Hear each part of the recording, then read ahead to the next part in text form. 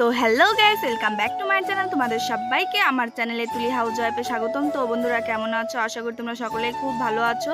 আজ আমি আমার বিয়ের ভিডিও নিয়ে তোমাদের সামনে চলে এলাম। তো তোমরা আমার বিয়ের ভিডিওটি দেখে নাও, দেখে এবং বলবে আমার বিয়ের ভিডিওটি কেমন ছিল। আর হলো আমাদের বলো না যে আমরা একসাথে থাকাকালীন কীভাবে কেন বিয়ে হচ্ছে।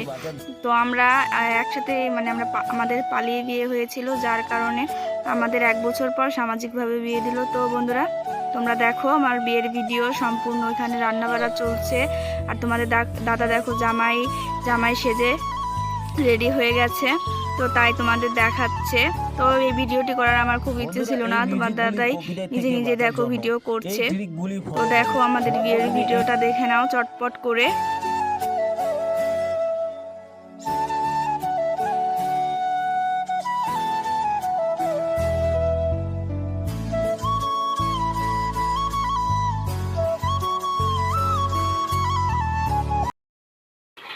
তো আমরা দুজনেই রেডি এবং আমরা খুবই খুশি, আমাদের বিয়ে হতে যাচ্ছে। খুবই খুশি আমরা। বিয়ের সাজানোর তলায় পুরোহিত মশাই বসে আছে, এখন মামা কাকারা বসবে ওখানে। আমার বাড়ির কেউ মেনে নেয়নি, এই জন্য আমার শ্বশুরবাড়ির সবাই বিয়ে দিল। তো কন্যাদান হিসেবে কন্যাদান করবে আমার এক মামা আর এক দাদু। তো দেখো বিয়ের জন্য সবাই তোড়জোড় করছে। আমার দাদু বলছে আরও সামনে যাও।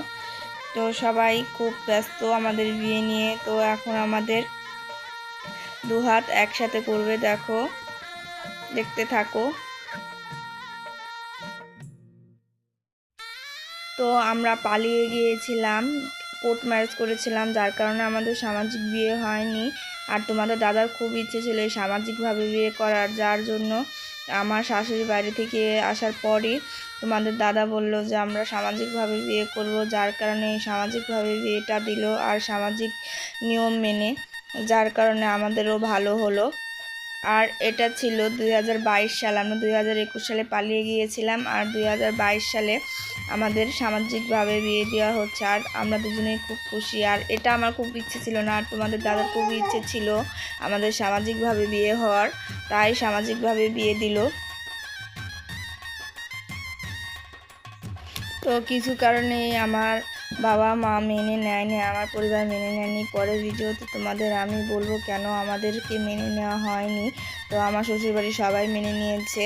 তো এখন দেখো, এখন তোমার অগ্নিতে খই ঢালা হচ্ছে, খই পোড়ানো হচ্ছে। তো তোমরা দেখতে থাকো।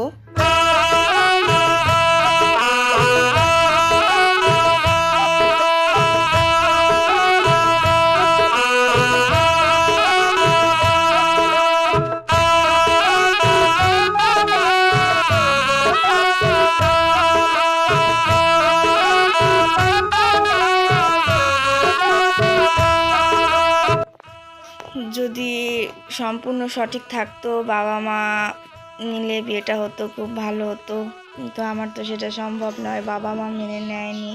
আর আমার খুব মন খারাপ ছিল যে বাবা মা মানলে কি আর এমন হতো বলো, বিয়েটা খুব ভালোভাবেই হতো। আর কিছু কারণ আছে যার কারণে একেবারে মেনে নেওয়া সম্ভব নয়। তো বন্ধুরা, তোমরা দেখো বিয়েটা কিভাবে হচ্ছে এবং তোমাদের দাদার আশায়, মনের আশায় হচ্ছে আমার সামাজিকভাবে বিয়ে হবে, তাই হচ্ছে। আর আমিও খুব খুশি ছিলাম যে তোমাদের দাদার ইচ্ছেটা পূরণ হচ্ছে। আর এবার অগ্নি সাক্ষী করে আমাদের বিয়ে হবে। বিয়েটার দেওয়ার কারণ আমাদের বাড়ির সিনিয়র সদস্য ঠামা দাদু বলে যে বিয়ে হয়নি, কোর্ট ম্যারেজ তারা মানে না, যার কারণে আমার শাশুড়ি শ্বশুর সামাজিকভাবে বিয়েটা দিল, যাতে আর বলতে না পারে যে বিয়ে হয়নি।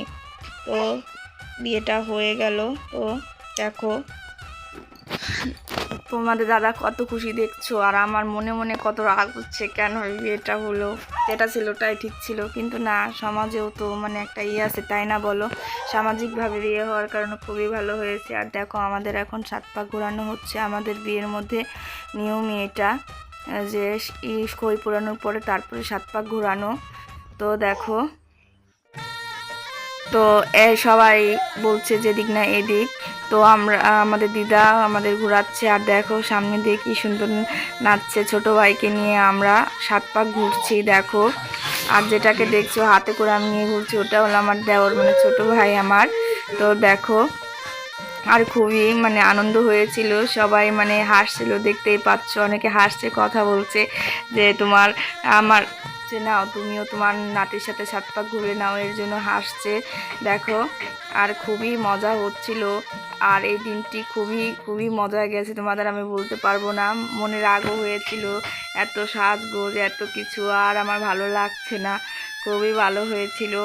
তো যদি বাবা মা থাকতো তাহলে আরও ভালো লাগতো, আমাদের বাড়িতে তোমাদের দাদা যেত, মানে অন্যরকম একটাই হতো বলো।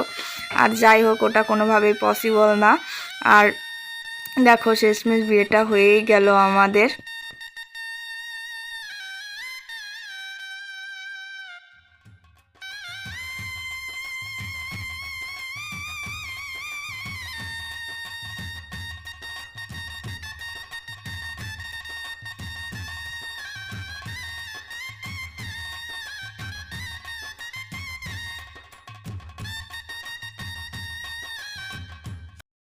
তো বন্ধুরা, এই ছিল আমার বিয়ের ভিডিও আর খাওয়া দাওয়া। তো বন্ধুরা, অবশ্যই অবশ্যই আমার ভিডিওটি অবশ্যই দেখবে, লাইক কমেন্ট সাবস্ক্রাইব করবে। আর এখানে দেখো আমার শাশুড়ি, তারপর কাকি শাশুড়ি সবাই এখানে আছে। তো বন্ধুরা, টাটা বাই।